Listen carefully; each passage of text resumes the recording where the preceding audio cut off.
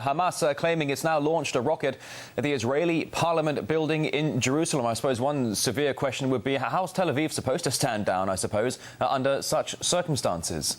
Well, look, we have to contextualize this. I am tired and fed up of hearing Israeli spokesmen effectively lying through their teeth when they go on global television networks. And we should not accept these untruths. Systematically now, we have seen for decades the same arguments coming out. What is the situation? The situation is very clear. The Palestinian territories are occupied by the Israeli government. They will not go. They're there. They will not even give Gaza full independence. It can't even have its airport. They constantly provoke, and you can see this in the casualties. The casualties in Gaza on one day, a few days ago, are the same as casualties in Israel for the last 3 years. So there is no equality, no comparison between the two.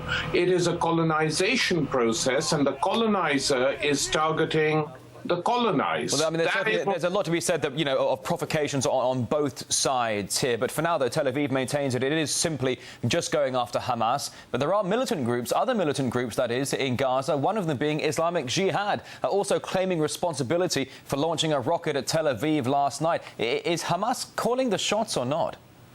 No. Well, Hamas was effectively in negotiations with the Israelis. The guy they bumped off and killed, a military leader of Hamas, was engaged in negotiating with the Israelis and trying to prevent the ceasefire from breaking down. This has been published now in some American websites, the Daily Beast, for example. So we know exactly what was going on, and the Israelis ended that process by targeting and killing him. And the United States and a number of Western European countries have supported the targeting and killing of this Hamas leader. That is now what has provoked the situation further. But to even imagine that Hamas has the military ability to take on or defeat the sixth largest army in the world, a country with nuclear weapons, is utterly ludicrous.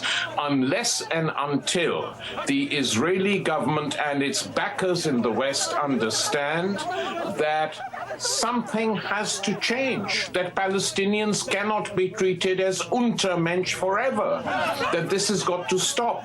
You yourself said earlier what Operation Cast cost the Gazans. Gaza is 1.7 million people. It's a ghetto. And Israelis in particular should understand what life in a ghetto means. Mr. Ali, I'm so sorry to jump in. I do apologise for interrupting. I'm low on time here. But one question that people are not asking, and I do want to get it out to you just before I lose time here, is that the Fajr 5 rockets, some of these short to medium range rockets that the militants are using out of Gaza, are supposed to be made by Iran. Now, could Israel try to capitalise on that in some way? Well, they'd be very foolish to do so. I mean, they have been incapable of totally ending the situation in their own region. For them to take on another country would be completely crazy, but they're capable of it. One can't totally exclude it. All right, live from London, Middle East expert Tarik Ali joining us here on RT.